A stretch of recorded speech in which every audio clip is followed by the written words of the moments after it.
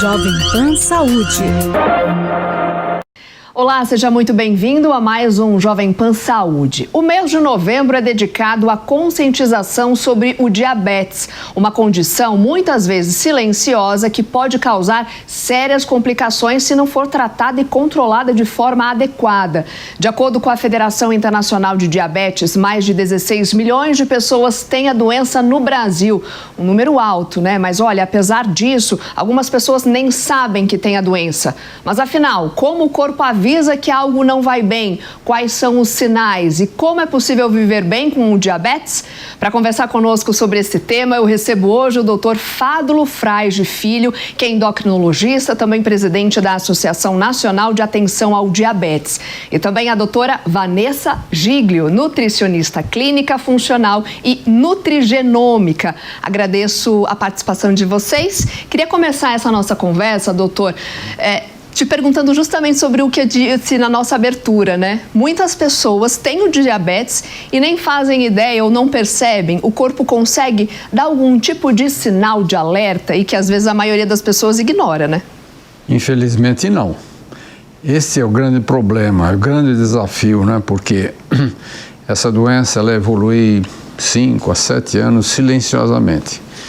Nessa fase que chama-se de pré-diabetes, esses indivíduos não estão diagnosticados. Estima-se que as pessoas com pré-diabetes é o mesmo número de pessoas que têm diabetes. Então, o número se eleva muito. Então, esses sintomas, não esperem. Os sintomas clássicos de diabetes é aquilo que as pessoas precisam estar mais atentos. Mas para aparecer esses sintomas é depois de muitos anos e quando a glicemia já está muito alta. Tá, beber muita água, urinar muito, perda de peso sem causa aparente. Não é? E muito rápida. E muito rápida, e infecções frequentes. Então são sinais que a doença começa a mostrar. Aí se faz o diagnóstico, mas já tardiamente. Tem estudos feitos na Inglaterra que nesse primeiro diagnóstico já tem 50% dos pacientes já tem complicação. Significa o quê? Que foi feito diagnóstico tardio. Por isso, justifica-se campanhas, justifica-se que as pessoas que são parentes de diabetes, pessoas obesas, pessoas da terceira idade, mães que deram à luz a criança com 4 quilos ou mais, ou que tiveram diabetes gestacional, enfim, que façam, mesmo sem sintoma nenhum, façam seus exames periodicamente para ver se detectaram a doença. Antes da gente então avançar no tema, o que é de fato a diabetes? A gente sabe, ou pelo menos ouve falar que tem 2 tipos, né? E o que acontece com o corpo quando a glicose fica fora de controle mesmo? Bom, nos 2 tipos, o excesso de glicose no sangue, por falta da entrada na célula, porque a glicose é como se fosse nosso combustível, é importante. Uhum. Então, toda a célula precisa desse combustível. Para entrar na célula, ela tem que ter uma portinha. Existe um hormônio, que a insulina tem que abrir o seu receptor para a glicose entrar. Esse processo está emperrado com dificuldade, embora exista insulina, não tem esse processo adequado no diabetes tipo 2. Esse é o defeito do diabetes tipo 2. O diabetes tipo 1 simplesmente não tem insulina, porque as células que fabricam insulina no pâncreas foram aniquiladas por autoanticorpos. Então, praticamente não existe produção de insulina. Então, o tratamento já se fala. Você tem que dar insulina, que é o tipo 1. Não tem? Uhum. O outro, você tem que dar medicação que facilita essa entrada da célula, da glicose na célula. Então, esses são os 2 tipos, basicamente, né, de diabetes. E por que a glicose alta é extremamente deletéria para o organismo? Porque ela altera todas as endotélios, as partes de dentro das artérias, ela ataca os nervos como se fosse uma desmineralização. Isso, para a pessoa entender, é como se fosse tivesse um fio e a capa do fio foi toda destruída, que dá neuropatia. Ela dá problemas com relação aos microvasos na retina, que formam pequenas dilatações, que a gente chama de microaneurisma, que quando eles se rompem, eles formam um ponto cego.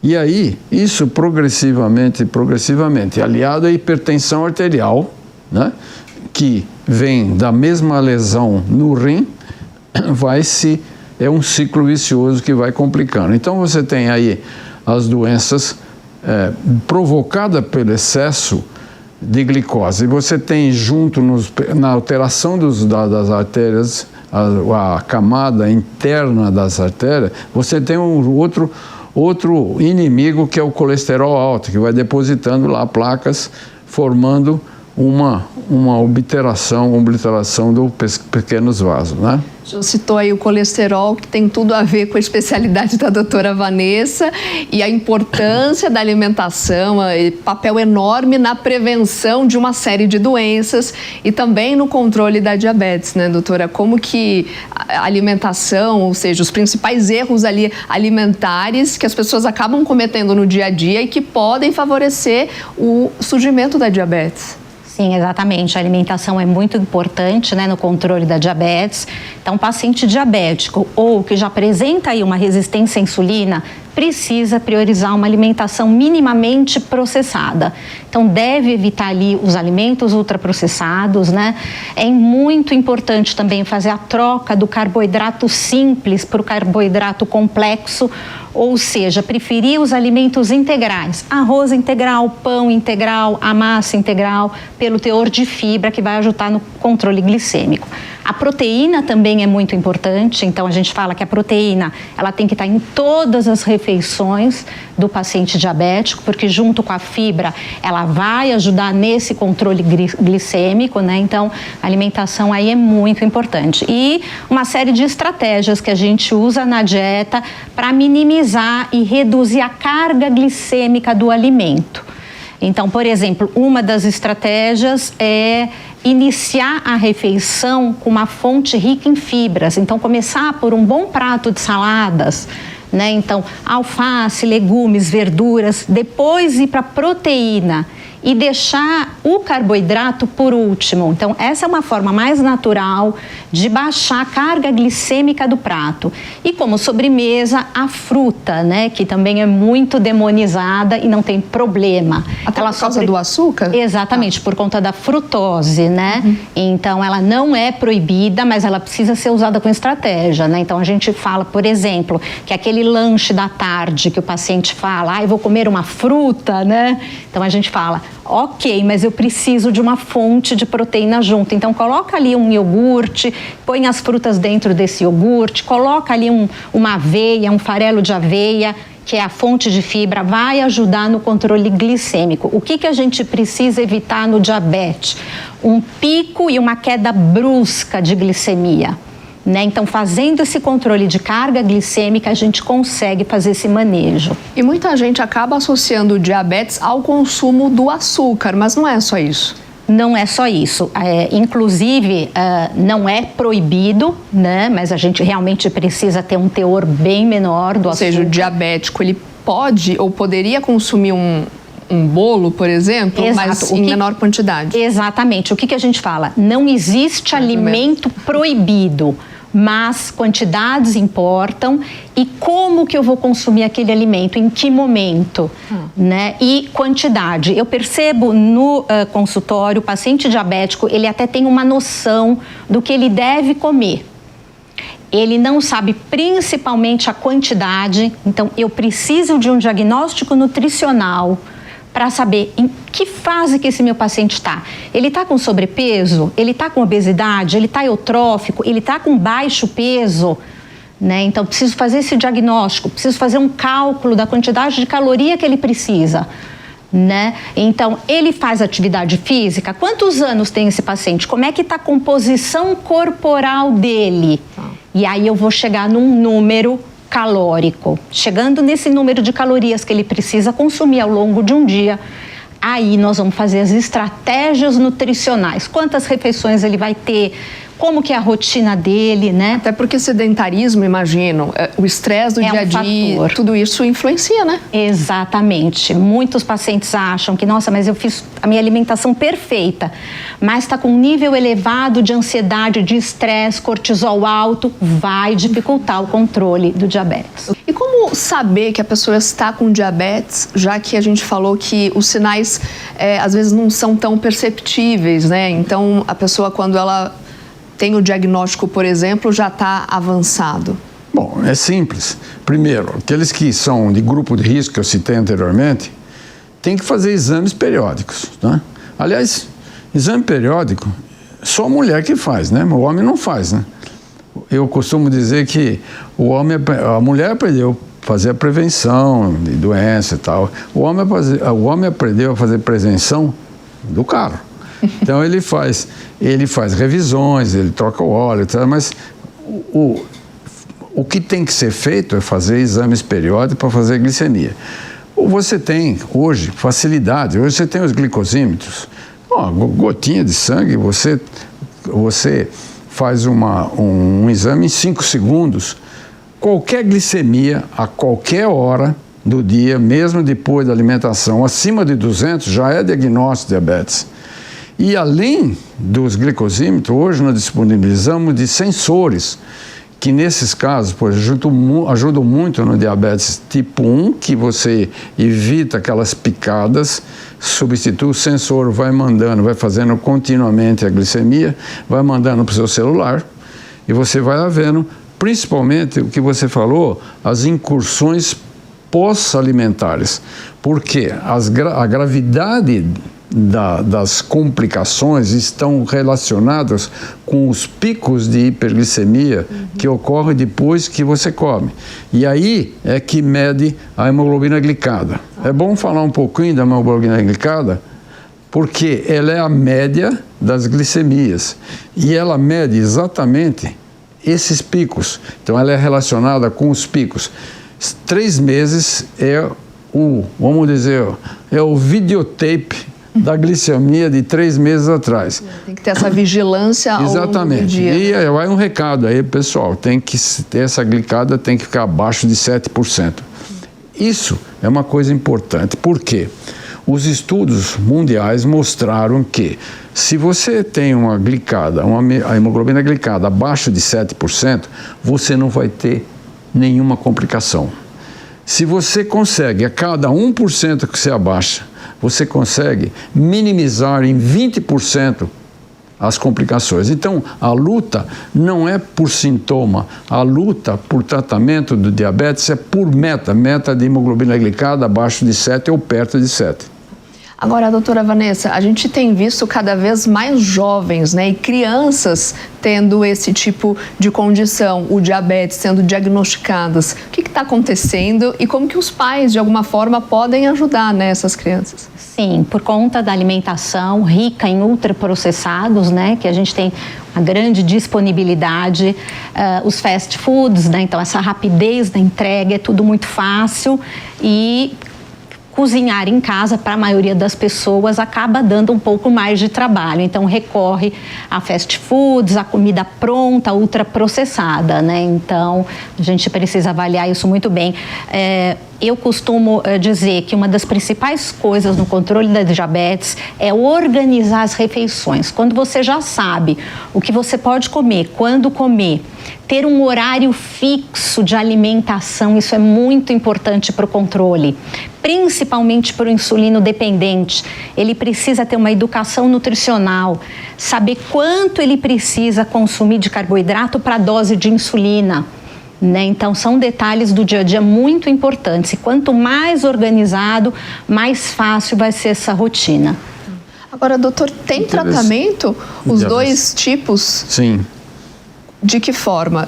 Você falou do diabetes tipo 1, né? Tá. Que estava conversando. Então, o tratamento do diabetes tipo 1 é reposição de insulina. Mas tem que ser reposição de insulina de acordo com a fisiologia. A pessoa que não tem diabetes, ela tem uma secreção basal do pâncreas, que vai soltando um pouquinho, de repente a pessoa come café, almoço, jantar, ela solta a insulina já de acordo com a quantidade de carboidrato que a pessoa comeu. Então, o que a gente tem que fazer? Fazer uma insulina que a gente chama de ação prolongada, são os análogos de insulina de ação prolongada, e os análogos de ação rápida, que imitam o que o pâncreas natural faria. Esse é o tratamento de diabetes tipo 1. Né? Então, e cada vez mais a gente tem insulinas que se aproximam desse tipo de secreção basal e secreção bolos. O diabetes tipo 2, né, que você perguntou, o tratamento é melhorar aquela interação do hormônio com o receptor. Vamos dizer, eu consigo ativar melhor essa relação. Então, diversos medicamentos são vamos dizer, um grande arsenal, né? E desse arsenal, ultimamente, o que a gente tem visto são os análogos que imitam um hormônio intestinal que chama GLP-1. Seriam os injetáveis agora. São, exatamente. As canetinhas. Vem os injetáveis, porque ele tinha o injetável de um dia. Não sei se vocês lembram. A liraglutida, não vou falar o nome comercial. Agora, essa molécula foi feita e estendida para você aplicar uma vez por semana. O que se verificou é que, além de melhorar esse hormônio, ele é dependente, ele vai agir na hora que você come. Além dele melhorar a glicemia, ele tem uma ação que tira o apetite, diminui o esvaziamento gástrico, diminui o apetite no centro. Então, ele funciona como também um emagrecedor. Por isso que ele está sendo usado aí, né, como emagrecedor. Pois não. Eu ia perguntar para a doutora Vanessa se, de fato, o diabetes tipo 2 é possível controlar só com alimentação, com atividade física, ou ainda assim com medicação? Precisa ser avaliado, né, por um médico, a necessidade do medicamento, né? E o nosso organismo, ele é complexo, né? Ele é interligado. Então, não adianta falar que só a alimentação vai resolver o problema. A gente precisa avaliar outros fatores, né? Então, se pratica atividade física, como é que está o sono desse paciente, se está estressado ou não. Então, a gente precisa olhar o paciente como um todo para conseguir fazer essa avaliação, né? É muito importante uma consulta multidisciplinar que a gente fala, né? E não é simplesmente porque existem uns mitos, né? Se associar o diabetes com açúcar. Então, só cortar o doce e pronto. Não vai resolver. Não vai resolver, né? Vai ajudar muito, mas não só isso, né? Na prática, doutor, para quem é que precisa de insulina e como que funciona no dia a dia, né? Tem horário certo para tomar? Precisa, de fato, dessa vigilância ao longo do dia? Então, você está falando das crianças, vamos falar de diabetes tipo 1, né? Realmente precisa, tem que ter um controle e as insulinas têm que ser dadas de acordo com os índices da glicemia. Então, não existe dose fixa de insulina, tem que ser variável conforme o que você está verificando como está a sua glicemia. Se acorda com ela alta, você tem que aumentar as suas insulinas, tanto a basal quanto aquela rápida, não é? E tem que ser também, evidentemente, tem que ser, o índice glicêmico, ele é uma composição entre o que a pessoa come ou vai comer e o que ela gasta de exercício, não é? Então, isso tudo tem que ser levado em consideração e repondo as insulinas. Nós estamos caminhando uma coisa muito interessante com sensores hoje em dia, principalmente. A tecnologia tem ajudado, né? Pois é. O que acontece? Antigamente, as mães ficavam de noite de plantão, porque as insulinas anteriores, que ainda são fornecidas pelo SUS, que é a NPH regular, são insulinas que não fazem aquele ciclo natural fisiológico. E as crianças, por exemplo, que vão também para a escola, as mães tinham que ir para a escola para fazer o teste, para aplicar insulina. Quer dizer, hoje em dia, com sensores de casa, a mãe já sabe quanto está a sua glicemia, pode ligar para a criança ou pode ligar para o professor, olha, ela está precisando fazer a sua insulina. Nós estamos com um projeto na Câmara Federal de aprovar uma série de situações, principalmente para crianças com diabetes tipo 1 na escola, para ter uma série de facilidade de poder usar um celular, de ter alimentação adequada, das educadoras, professores entenderem o que é essa doença, que tem que ser monitorizada, entendeu? Então, essa é o diabetes tipo 1, né? O diabetes tipo 2 também toma insulina. Quando? Quando? Quando? Na verdade, quando os comprimidos não fazem mais efeito. Então, a gente vê no consultório muitos pacientes que vêm tomando 4, 5 comprimidos e com a glicada alta, a glicemia alta. Não, isso aí está na hora de você fazer a insulinização. Aliás, a gente dá mais insulina para o diabetes tipo 2, porque eles são um número maior do que do diabetes tipo 1, que é 5% de todos os diabetes. Então, outra situação da insulina, como você perguntou, é que o diabetes tipo 2, tomando comprimido, ele, por alguma razão, por exemplo, dieta, estresse, ou então infecções frequentes, que pode, no início, pode descompensar a glicemia. Está a hora de você fazer o que a gente chama insulinização oportuna, quer dizer, você dá 10, 15 dias de insulina, depois melhorou aquele surto, você retira, volta os comprimidos. Então, uma série de coisas. Por exemplo, paciente tipo 2 internado em hospital, a gente tem que dar insulina, porque não adianta você manter os comprimidos. Por que está internado? Por alguma razão, que é alguma intercorrência grave, porque está internado. Então, a insulina também. Agora, doutora, quando a gente fala de diabetes, é uma doença crônica, né? Não tem cura. Isso mexe muito com o emocional daquele paciente, né? E ainda ter que lidar com mudanças na alimentação. Como que você lida com esse cenário com seus pacientes? Sim, aumenta muito a ansiedade, o que acaba piorando, né? Aí a pessoa quer comer mais, né? Então, a gente realmente precisa ter esse apoio ao paciente, multidisciplinar. O paciente, quando ele entende que é possível fazer esse controle, ele também se acalma. Né? É muito importante também, eu sempre falo, ter atividades que te tragam prazer, né? Então, caminhar, tomar sol, sair com amigos, né? Isso também ajuda o tratamento, né? E uma outra coisa importante que eu acho é o conhecimento, aprender a ler os rótulos dos alimentos, isso eu acho uma coisa muito importante, né? Outro dia também um paciente me falou, olha, eu estou tomando esse suquinho, mas olha, ele não tem açúcar, porque no rótulo estava escrito sem adição de açúcar. Eu falei, não, mas sem adição de açúcar não significa sem açúcar. Porque já existe o açúcar natural de algum elemento que está ali dentro. Então, os rótulos, realmente, eles não são fáceis, a gente precisa ler com calma. Se tiver dúvida, mostrar para o médico que acompanha, para a nutricionista, isso é um fator muito importante também. E para quem já tem o diagnóstico, a alimentação pode reverter casos mais leves ou não?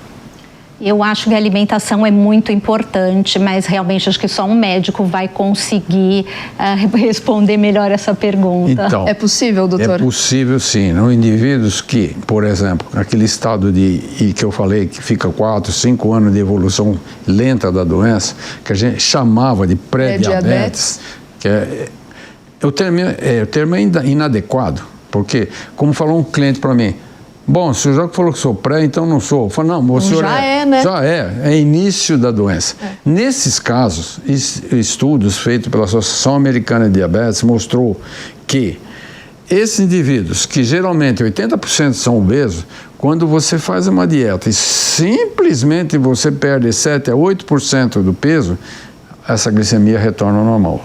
Então, é o que a gente chama de reversão da doença. Quer dizer, não curou, ela está lá. Se você engordar de novo, se você tiver estresse, se você tiver tomar cortisona, se você tiver outros problemas, pode aparecer de novo. Ela fica quase que meio que adormecida por um tempo, mas se você retornar com seus hábitos alimentares, enfim, tudo que a gente falou, né? Os ultraprocessados, gordurosos, pode voltar. Engordou de novo, vai voltar, porque a obesidade, o tecido adiposo, ele faz uma resistência à ação da insulina. O pâncreas tem que trabalhar muito mais quando a pessoa é obesa, entendeu? Enfim, nessa situação você pode regredir. Agora, você falou vamos dizer, a doença crônica. O diagnóstico de uma doença crônica, ele não é, a maioria das pessoas pode, puxa, eu vou morrer disso, vou morrer daquilo, vou ter isso, vou ter aquilo. Assusta não. Quando a gente fala doença crônica, né? É o resto da vida. Só que tem uma coisa, para aqueles, e essa mensagem principal que eu gostaria de deixar aqui, aqueles que se cuidam, aqueles que fazem seu tratamento adequado, aquele que faz sua dieta adequada, faz o exercício e cumprem as tarefas que o endocrinologista deu para ele, que é o especialista que trata da diabetes, ele vai ter uma vida normal. Põe a glicada embaixo, ele vai ter uma vida normal. E tem estudos mostrando isso, né? Eu mesmo tenho um cliente que é diabetes tipo 1, comecei a tratar ele com 10 anos. Hoje ele tem 59. Aí eu falei para ele, o ano que vem nós vamos fazer bodas de ouro, né? Então, sem complicação. Por quê? Com qualidade de vida, Qualidade de vida. Então, o que eu quero deixar bem claro, tudo que vocês ouvem, que é isso, complicação, vai ter isso, vai fazer aquilo, vai fazer as complicações do diabetes, que eu não gosto de falar, eu gosto de falar, se você se cuidar, você vai ter uma vida normal. É a prevenção, né, doutor? Exato, a prevenção das complicações, você tratar adequadamente o diabetes. Doutora Vanessa, também queria que você deixasse uma mensagem, né? O que é essencial, importante lembrar quando a gente fala em diabetes e, claro, qualidade de vida. Perfeito. Eu colocaria como os principais pontos, né? Um consumo adequado de proteína, fibras, alimentos integrais são muito importantes. As proteínas magras, né, principalmente o peixe, eu colocaria como primordial, né, redução de ultraprocessados, redução de açúcar, começar a diminuir. Então, se você está acostumado com uma determinada quantidade de açúcar, já mudar para o adoçante e ir diminuindo também a quantidade do adoçante, porque por mais natural que ele seja, ele também é um ultraprocessado. Aos poucos, você vai acostumando com o sabor natural dos alimentos. Então, isso eu acho muito importante. Aos poucos, com pequenas metas, você vai conseguindo se acostumar a um chocolate com alto teor de cacau, né, e sem açúcar. Isso é muito importante. Eu também diria, para evitar um jejum prolongado, agora com a moda do jejum intermitente para o diabético, é complicado, né? Inclusive para quem janta também muito cedo, vai dormir no dia seguinte também é complicado esse controle. Então, ter várias refeições ao dia, fracionado, eu acho que seria um bom caminho. E cada um olhando para si, né? Porque são diagnósticos parecidos, mas cada um com a sua particularidade, né? Exato, exatamente. Eu queria agradecer a participação aqui do Dr. Fádulo, também da doutora Vanessa. Muito obrigada pela presença de vocês, por todas as informações. E para você que está em casa, olha, o diabetes pode ser uma doença silenciosa, mas com diagnóstico precoce, alimentação equilibrada, acompanhamento médico sempre, é possível viver muito bem. Se você tiver alguma sugestão de tema, alguma dúvida, mande um e-mail para nós, é o saude@jovempan.com.br. Se você quiser rever essa e outras entrevistas, é só acessar o canal Jovem Pan na internet ou o aplicativo da Panflix para Android ou iOS. E a gente se encontra na semana que vem. Até lá! Jovem Pan Saúde. A opinião dos nossos comentaristas não reflete necessariamente a opinião do Grupo Jovem Pan de Comunicação. Realização Jovem Pan.